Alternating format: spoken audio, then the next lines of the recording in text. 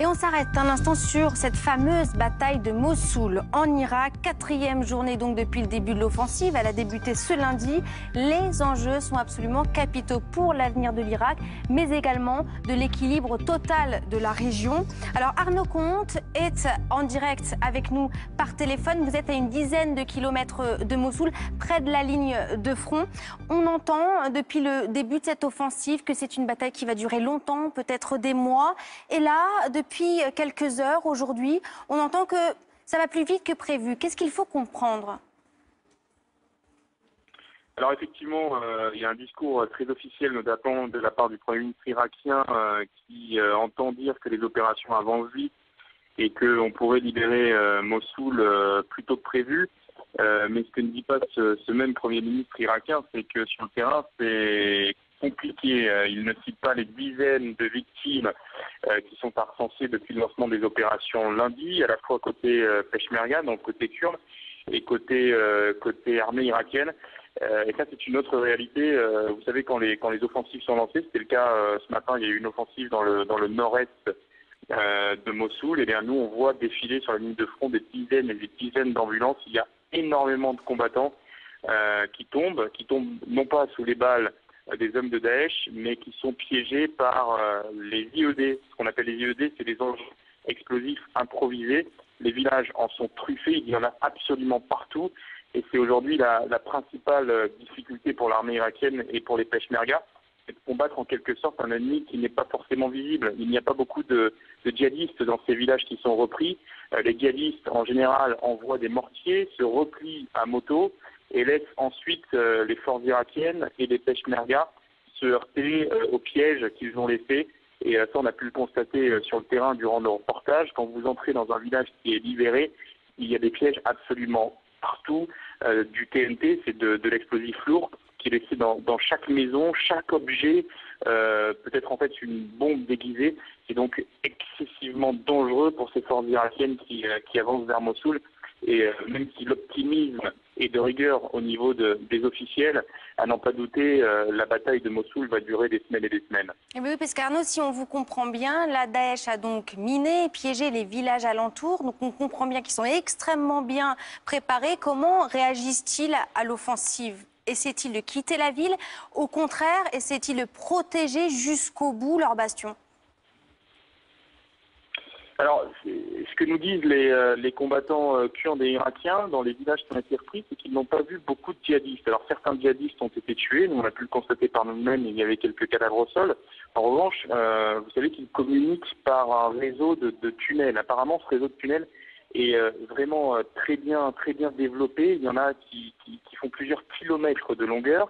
Les djihadistes quelques-uns restent dans les villages pour tenter de résister à l'armée irakienne, mais la plupart fuient vers Mossoul, sont en train de se retrancher vers le fief irakien donc de Daesh et attendent progressivement que les forces irakiennes avancent vers eux dans des villages qui sont semés d'embûches. Mais vraiment l'opération la plus difficile interviendra quand ces forces irakiennes arriveront dans les faubourgs de Mossoul, où se trouvent, selon les dernières estimations, entre 3500 et 6000 djihadistes.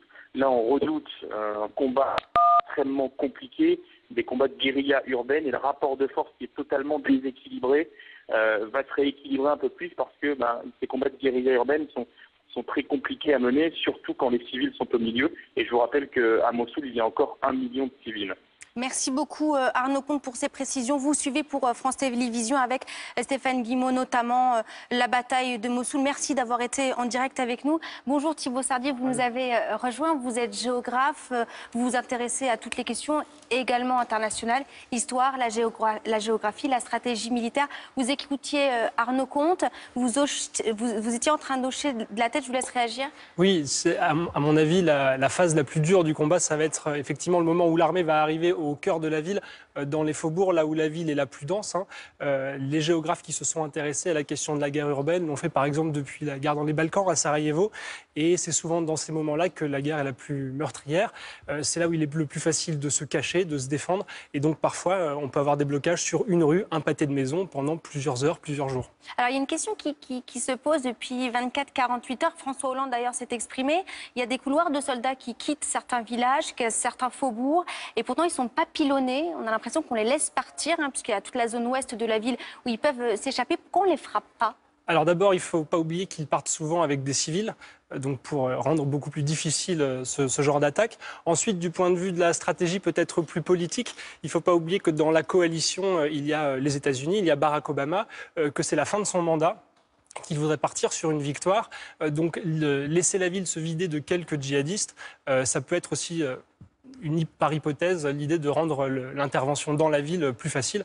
Après, il faut aussi nuancer les choses et rappeler que ce ne sont a priori, dans ce qu'on entend, que les chefs qui quittent Mossoul.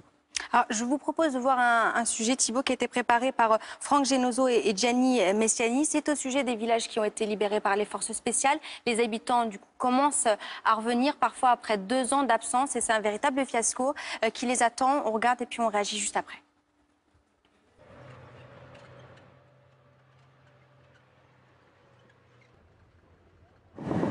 Les explosions et les combats ne se sont éloignés que de quelques kilomètres. Mais le village de Baskertan, libéré il y a 24 heures à peine, voit déjà revenir ses premiers habitants. L'étendard de Daesh accueille encore les visiteurs, souvent sidérés comme cet homme, dont la maison a été détruite à coups d'explosifs par les djihadistes. C'est chez moi et juste à côté, chez mon frère. Salim Zengouna et ses fils se sont enfuis il y a plus de 2 ans. Va voir s'il y a des souvenirs à récupérer. Je ne vois rien. Va dessous, va voir. Yayad, tes chaussures. Il y a toute leur vie sous ce millefeuille de béton. La machine à laver, la télé, tout est dessous. Rare instant de réconfort, cet ours en peluche abandonné dans leur fuite il y a 2 ans. Je vais le ramener à mon petit frère. Il aimait tellement dormir avec. Maintenant qu'on a ça, le reste, c'est pas grave. Juste derrière, une bien mauvaise surprise les attend en revanche. Venez voir, il est tombé comme un chien. Le corps d'un combattant de Daesh que les habitants n'ont pas osé enterrer. De peur que la ceinture explosive qu'il porte encore autour de la taille ne se déclenche. Il a tenté de se faire sauter sur les peshmergas, mais ils l'ont abattu avant. La mosquée était le centre de la vie des djihadistes, en particulier son sous-sol, avec des centaines de mètres de galeries souterraines dans lesquelles nous pénétrons. On vous montre souvent ces tunnels creusés par Daesh pour se déplacer. Mais ici, il faut surtout parler de vie souterraine, avec ces points cuisine disséminés un peu partout, de grandes réserves d'eau et de nourriture, une installation électrique, un système d'aération et plusieurs téléviseurs. Matelas, couvertures, ventilateurs, des chambres à coucher avaient même été aménagées pour tenir plusieurs semaines d'assaut. À l'extérieur, les habitants dans l'urgence mettent à l'abri des pillards les quelques biens qui n'ont pas été détruits. Personne pour l'heure n'envisage de se réinstaller ici tant que les forces de la coalition n'auront pas définitivement chassé les djihadistes des environs de Mossoul. Alors on l'a compris, Thibault Sardier, c'est une bataille qui va encore durer longtemps, mais c'est surtout qu'on a des djihadistes qui ont de Daesh, qui ont comme direction maintenant Raqqa en Syrie. Si Mossoul tombe, c'est la fin de Daesh, considèrent les spécialistes, en Irak. Mais est-ce que c'est la fin aussi de l'Irak contemporain comme on le connaît aujourd'hui? Alors la fin de l'État islamique en Irak, c'est à peu près sûr, puisque effectivement leur intérêt c'était principalement de tenir la ville. La ville, pour les puissances qui en ce moment attaquent Mossoul, c'est aussi un enjeu d'appropriation territoriale, grand centre administratif, s'il en reste quelque chose à la fin, les ressources pétrolières qui sont à proximité. On a le Kurdistan autonome qui voudrait s'approprier cette zone. Suivez-moi, tu regardes avec moi.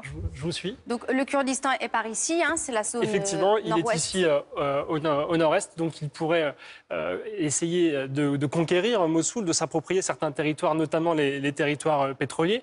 On a le pouvoir de Bagdad, essentiellement chiite, qui aimerait maîtriser cette zone qui est plutôt aux mains des sunnites. Et puis les sunnites qui, après cette occupation de l'État islamique, voudraient bien aussi reprendre pied.